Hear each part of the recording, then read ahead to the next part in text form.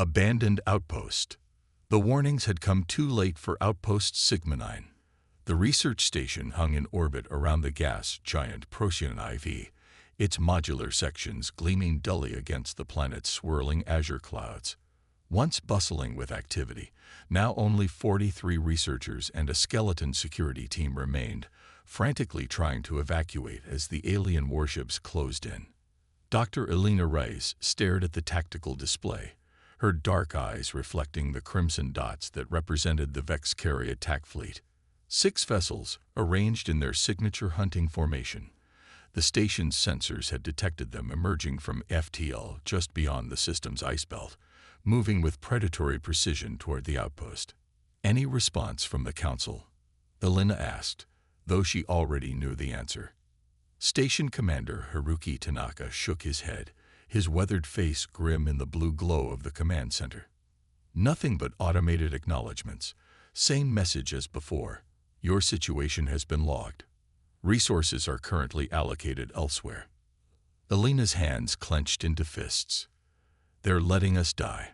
They're letting us become a statistic, Security Chief Marcus Wells corrected, his voice hard as he checked his sidearm. 43 human researchers aren't worth risking a diplomatic incident with the Vex-Carry Dominion. No one disagreed. The Galactic Council had made its position on humanity abundantly clear over the past decade.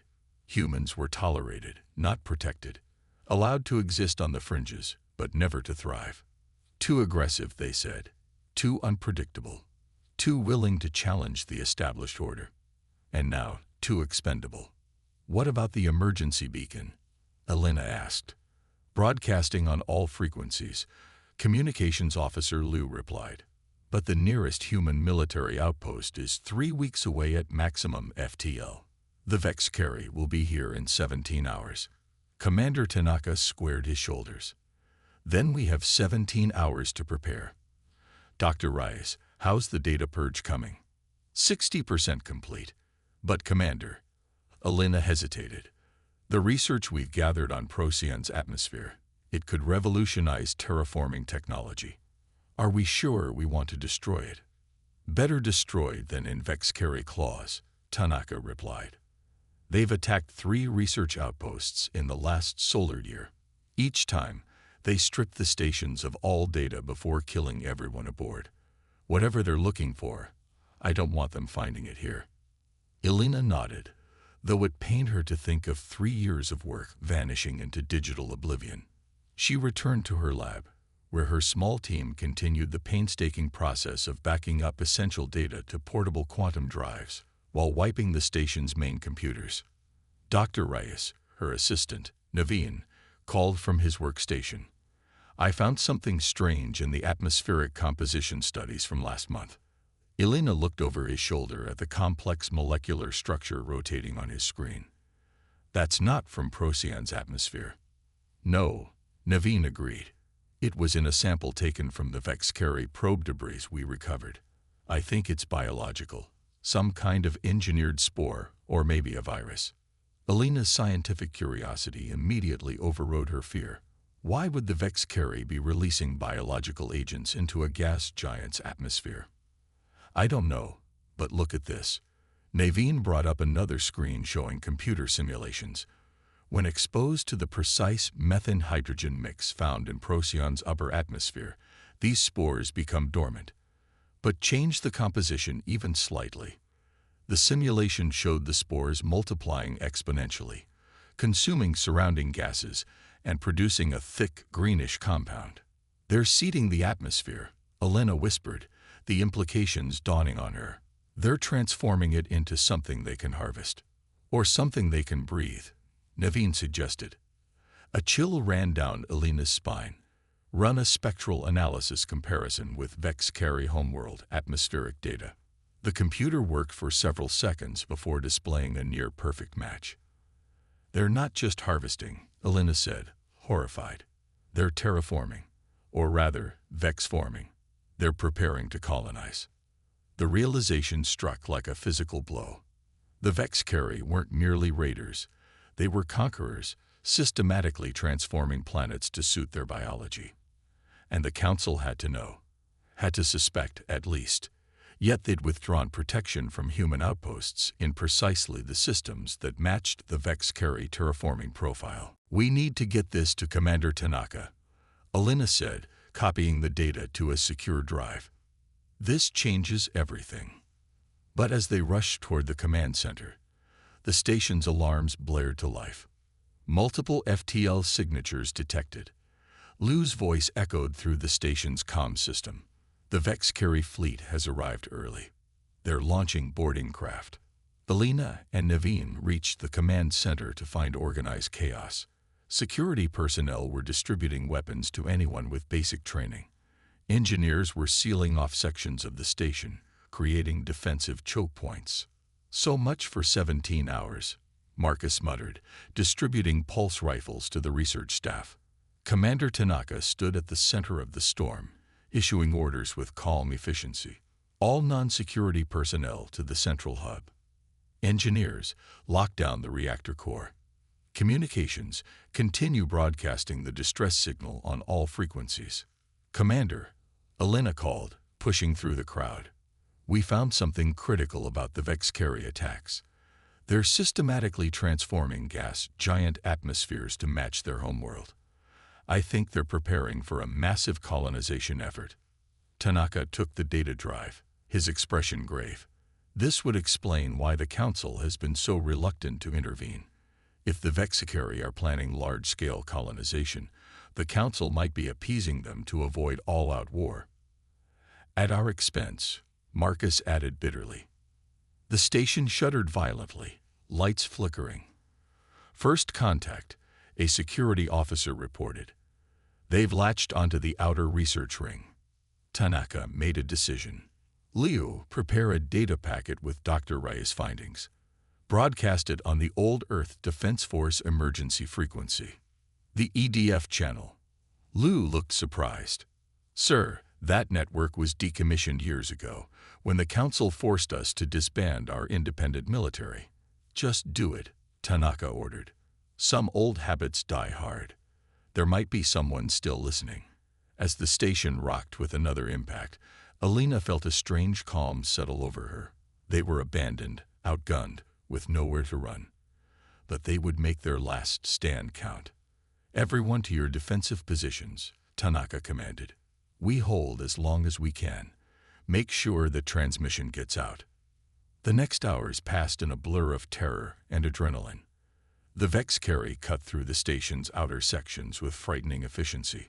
Tall, chitinous beings with 4 arms and insectoid features, they moved with singular purpose, downloading data from terminals before destroying them. Alina and her team retreated deeper into the station, making their final stand in the central laboratory complex. They could hear the sounds of combat growing closer, brief exchanges of weapons fire followed by ominous silence. Transmission complete. Lou's voice came through their comms, strained but triumphant. Data packets sent on all frequencies, including the old EDF channel. "Good work," Tanaka replied, his voice calm despite the sounds of fighting near the command center. "Now wipe everything and..." His transmission cut off in a burst of static. Alina shared a grim look with the 5 remaining members of her team.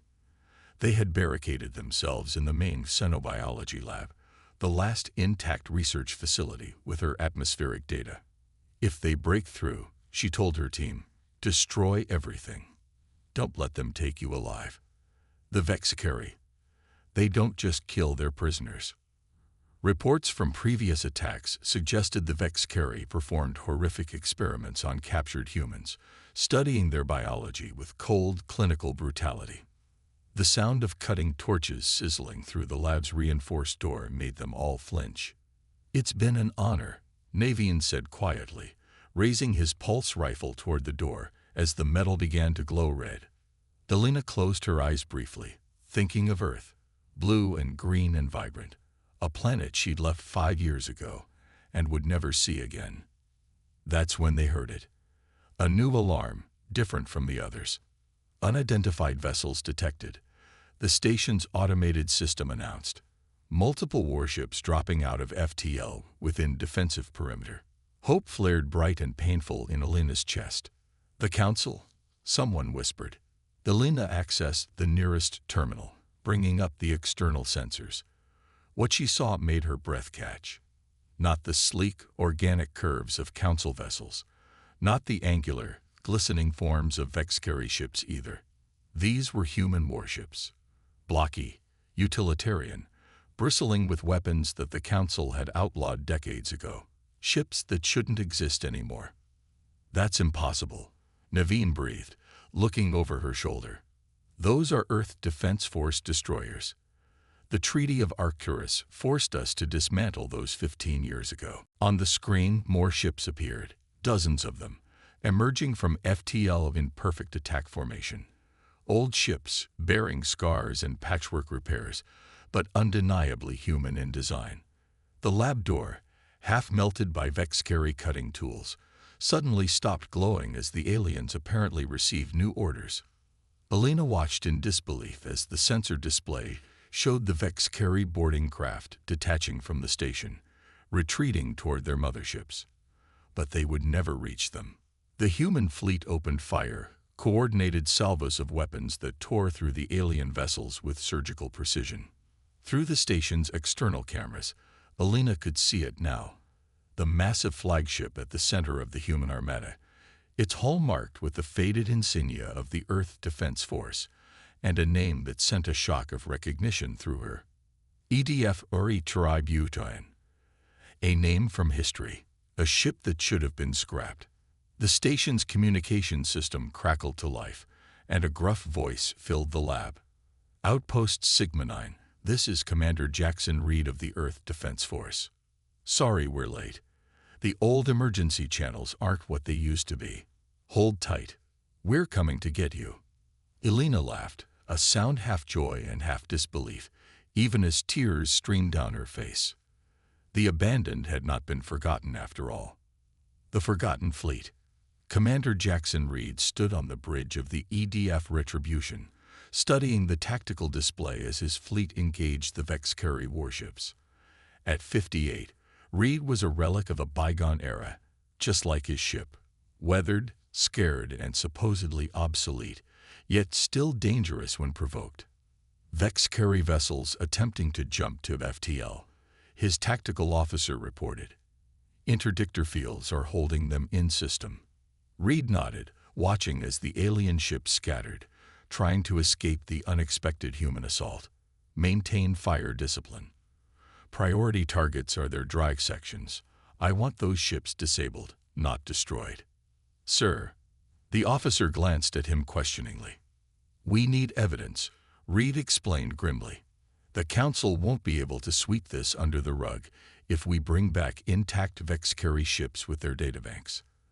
The bridge crew worked with practiced efficiency, most of them veterans of the old Earth Defense Force before the Galactic Council had forced humanity to disarm, to integrate, to become civilized members of the galactic community, a community that had abandoned human outposts to alien predators.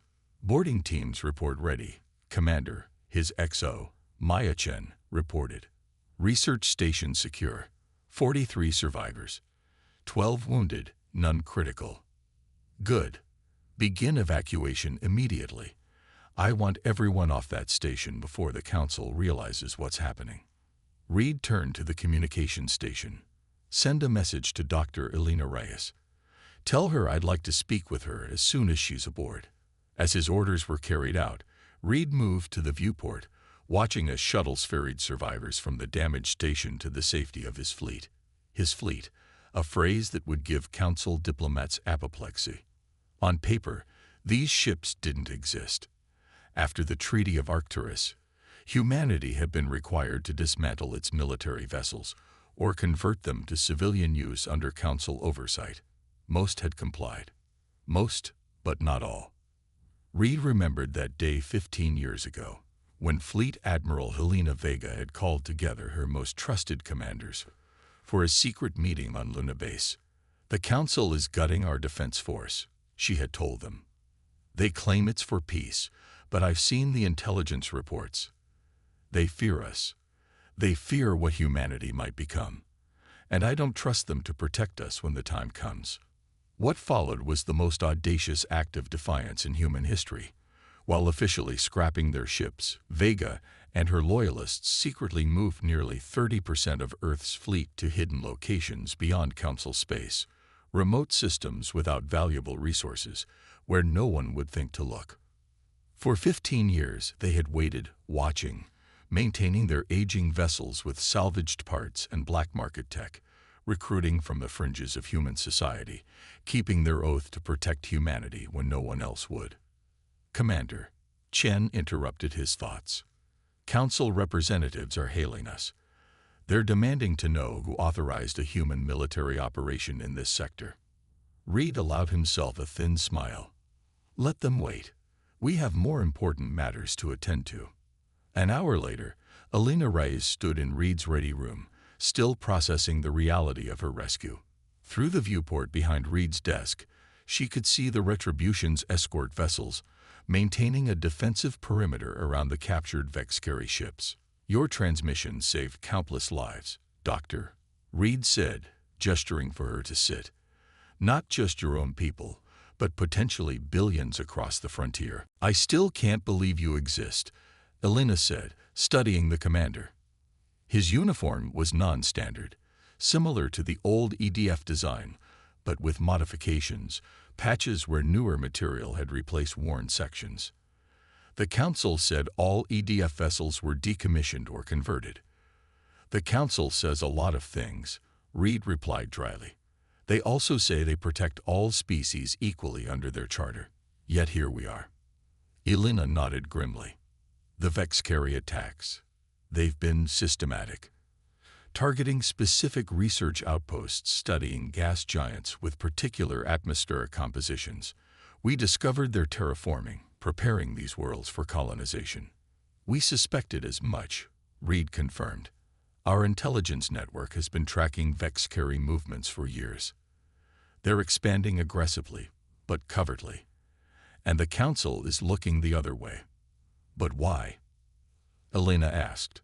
The Council has overwhelming military superiority. They could stop the Vexcari easily.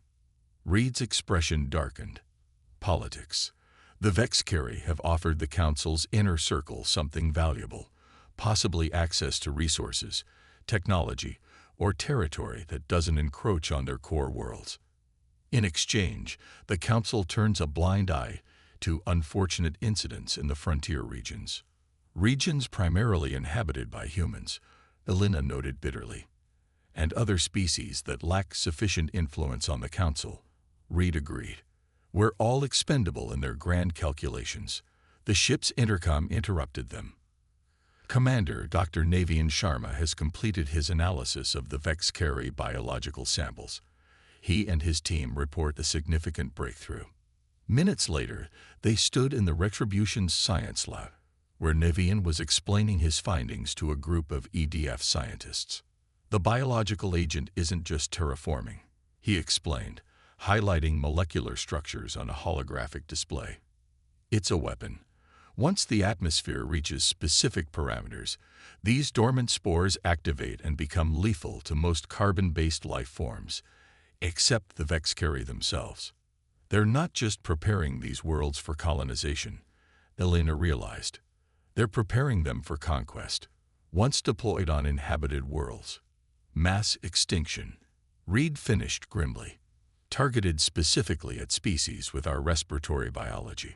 The implications were staggering. Not merely opportunistic expansion, but a carefully orchestrated plan for genocide and conquest. We need to bring this evidence to the Council, Elena insisted. They can't ignore this. Reed's laugh was without humor.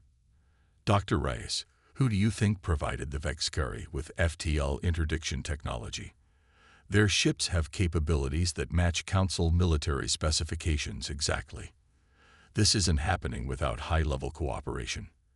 As if on cue, the ship's alert system activated. Commander, multiple Council vessels have entered the system. They're demanding we stand down and surrender all Vexcari assets we've seized. Reed returned to the bridge, Elena following close behind. On the main view screen, a Council diplomatic cruiser led a formation of sleek warships, an overwhelming force designed to intimidate. "This is Ambassador Therian of the Galactic Council," a smooth, multi-tone voice announced over the comms. "You are in violation of the Treaty of Arcturus and the non-interventionist protocols. Power down your weapons and prepare to be boarded." Reed signaled for the channel to be muted. Status of the evacuation: complete, Chen confirmed. All survivors and essential data aboard. The Vex-carry ships are secured in our containment fields. Reed nodded, considering their options. They were outnumbered, outgunned. The Council forces could destroy them easily.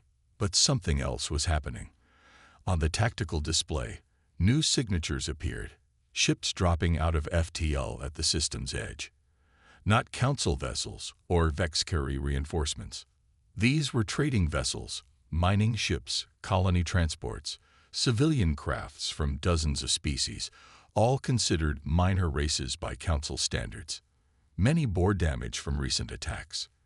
"We're receiving transmissions from the new arrivals," the communications officer reported, surprised. They're pledging support, sir. They say they've suffered Vex-carry attacks too." The Council ignored their distress calls as well. A Novan merchant captain spoke for the gathered ships. "Commander Reed, word of your fleet has spread through independent channels. We've come to stand with you. The Council has abandoned its duty to protect. We will not abandon ours." Reed exchanged glances with Alina, who looked equally stunned by this development. "Open a channel to the Council ship," Reed ordered, a new resolve hardening his features. Ambassador Therian's amphibian face appeared on screen, mandibles twitching with barely concealed anger. "Commander Reed, your continued existence is a treaty violation. Surrender immediately." "Ambassador," Reed replied calmly, "I have in my possession evidence that the Vex-carry are deploying biological weapons designed to eradicate non-Vex-carry life forms across multiple systems, with technology that could only have come from Council sources." He gestured, and Alina's research data appeared alongside the transmission.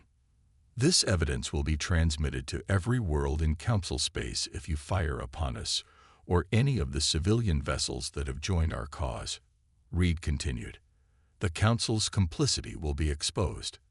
The ambassador's skin darkened with rage, or perhaps fear. "These are baseless accusations. Then you won't mind if we present our evidence at an open hearing," Reed interrupted, "including testimony from the victims of Vex-carry attacks that the Council classified as isolated incidents." He gestured to the view screen, where dozens of civilian ships now positioned themselves between Reed's fleet and the Council vessels, a living shield of the abandoned and the forgotten.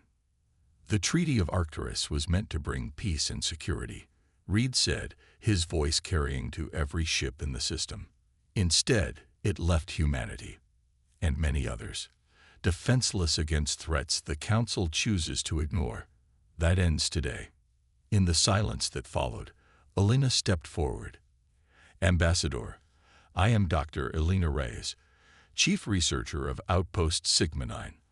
I formally request asylum for myself and my team with Commander Reed's forces, and I volunteer to testify before any neutral body regarding the Vex-carry attacks and the Council's failure to respond." One by one, captains of the civilian vessels made similar declarations, creating a chorus of defiance that rippled across the comms. The ambassador's face contorted with impotent fury. "This is unprecedented. The Council will not forget this insubordination." "Good," Reed replied, "because we haven't forgotten the Council's betrayal either." When the transmission ended, the Council ships maintained their position, unwilling to fire upon the civilian vessels, but equally unwilling to withdraw. "What happens now?" Alina asked quietly. Reed watched as more ships continued to arrive. Refugees, traders, miners, explorers, all those who existed on the edges of Council authority and protection. "Now," he said, "we build something new, a coalition of the forgotten.